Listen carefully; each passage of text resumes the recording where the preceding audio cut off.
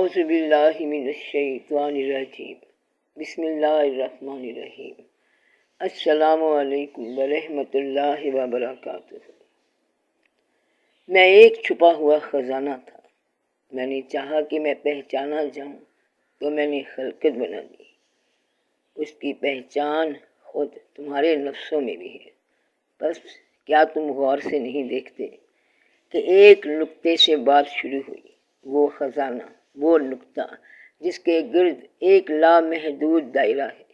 جیسے جیسے اس نقطے سے دور ہوتے جائیں وہ دائرہ بڑھتا جاتا ہے جس کی کوئی حد نہیں، اور جیسے ہی اس نقطے میں سما جائیں تو مکان لامکان سب اس کے اندر ہے۔ قرآن میں آدم کا لفظ واحد کے طور پر آیا ہے، ایک آدم جس کو تمام نام صفات سکھا دیے گئے، ایک آدم جس پر اللہ نے اپنی روح میں سے روح پھونک دی تو وہ دیکھنے لگا، سننے لگا۔ پھر اس آدم اور اس کے جوڑے سے دنیا میں لاتعداد مرد اور عورتیں پیدا کر دیے گئے، اور یہ سلسلہ آج تک جاری و ساری ہے، کیونکہ یہ نقطے سے باہر ہے، پھیلتا جا رہا ہے، جس کا آخری کنارہ قیامت کا دن ہے۔ اللہ کریم کو ان آنکھوں سے دیکھا نہیں جا سکتا، کیونکہ وہ بینائی سے باہر نہیں ہے، وہ خود ہی بصارت ہے۔ اللہ کریم کو ان کانوں سے سنا نہیں جا سکتا، کیونکہ وہ خود ہی سماعت ہے، اور وہ تمہارے اندر ہی ہے۔ انسان کا کیا ایک ایک عمل، ایک چھوٹی سے چھوٹی کی گئی نیکی اور ایک چھوٹے سے چھوٹا کیا ہوا گناہ اس لیے چھپ نہیں سکتا کیونکہ وہ دیکھا جا رہا ہے، سنا جا رہا ہے۔ مسلسل انسان کے عمل کے ساتھ ساتھ اس قوت کے ذریعے جو اللہ نے انسان کو عطا کی، سننے کی اور دیکھنے کی، اللہ خود ہی سن رہا ہے، خود ہی دیکھ رہا ہے اور شاہد ہے، گواہ ہے ہمارے ایک ایک عمل کا۔ یہ سننا، یہ دیکھنا وہ خوبیاں ہیں اللہ کی صفات کی جس کے سامنے فرشتوں نے تعظیمی سجدہ دیا۔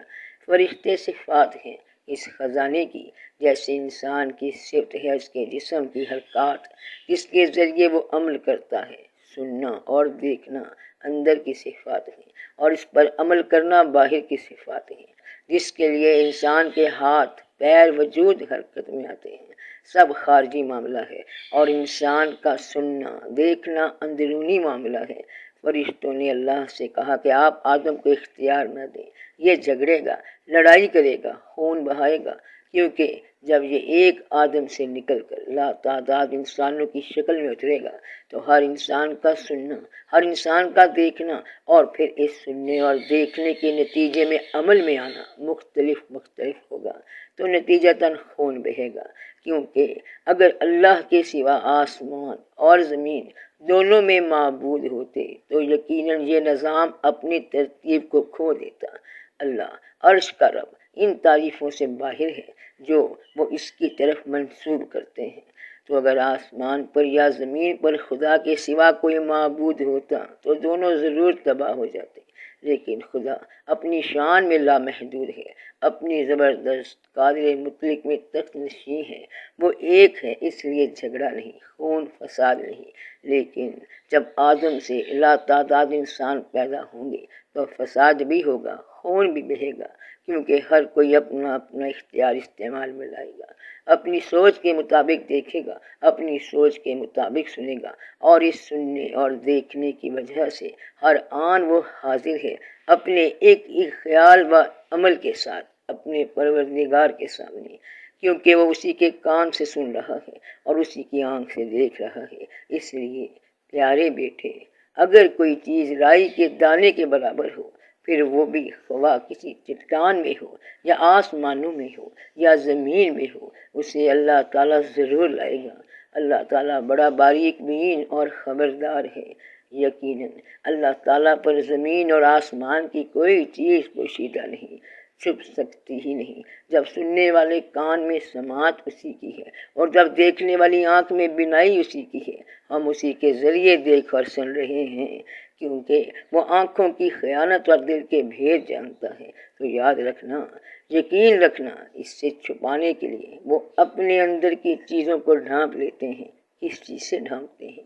یعنی کہتے کچھ ہیں لیکن نیت میں کچھ اور ہے، یعنی اوپر کے وجود سے، جسم سے، زبان سے جو کہتے ہیں وہ دل میں نہیں ہوتا، اندر کی نیت چھپانے کے لیے اوپر کے وجود کا سہارا لیتے ہیں، اپنے جسم کا، کہ وہ اپنے حقیقی خیالات کو دوسرے خیالات سے چھپاتے ہیں، یعنی جو نہیں کرنا اس کا بیان کرتے ہیں زور و شور کے ساتھ، اور جو کرنا ہے، جو اصل ارادہ ہے، اسے چھپاتے ہیں، اپنی اصل کو اپنے وجود کے کپڑوں میں چھپا رہے ہیں۔